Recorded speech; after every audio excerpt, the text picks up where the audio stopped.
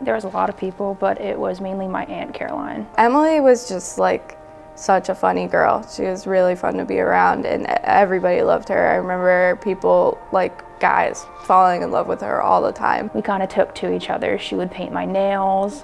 We would bake for every single holiday. We used to walk everywhere for miles and miles, and we'd just have so much to laugh about. When I was in 2nd grade, I was maybe 8 or 9.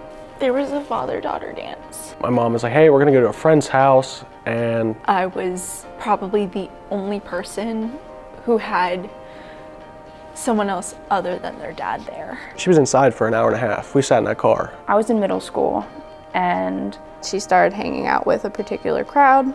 My dad came home one day and I didn't recognize her in a sense. he lost his balance and he fell. I went to confront her about it. But it was always, I'm out doing stuff with my other friends, but I'll be home soon. And it was never soon, and she was barely home. It was a very, very hot summer day. And I remember like my mom just walking into my room. My pap pulled up. All my family came to visit me. He sat me down on that couch. And she said, I just got a call from Joanne. Caroline, Shot up in her car. and I was like, is she okay?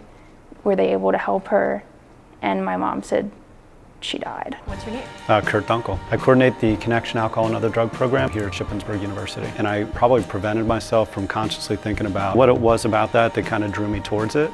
And I think it was that my dad struggled with alcoholism. When I lost my mom, I obviously was depressed for a long time, and I resorted to hurting myself. I took staples, I would go at it. When Emily died, I had been sick with Lyme disease, and I kind of let that take over my life, where I wasn't doing anything for years. And I was in treatment for my own mental health struggles. And I could not forgive him for the longest time. We had always used to talk about how much we loved psychology and that we'd go back to school and become psychologists together. And When he was in the hospital is kind of when I realized I need to put everything that has happened to the side. I have this picture of a fall tree in my office. A lot of people notice it and ask about it. I wrote down in the journal, like, I promise you, Emily, someday I'm going to be a psychologist. I'm going to go back to school and I'm going to do this. I took it in the fall, which is essentially the tree's dying phase. I was a loser coming out of high school. My GPA was a 1.8. My dad and my stepmom were like, oh, you could be a trash guy. But I think that's when the trees are the most beautiful. My ex-girlfriend, her parents, they got me to apply for a job at Shippensburg. When it's transitioning and it's kind of dropping its leaves. I was a teacher's aide. I helped special needs kids. It goes into this vibrant, And I was like, you know, beautiful I'm gonna go to college. expression of color. I want to help people. I want to help people. She wanted to help other people. This one's Emily. When she passed away, I wanted to be able to continue to do that for her. One of my nicknames for her was Tree Frog, so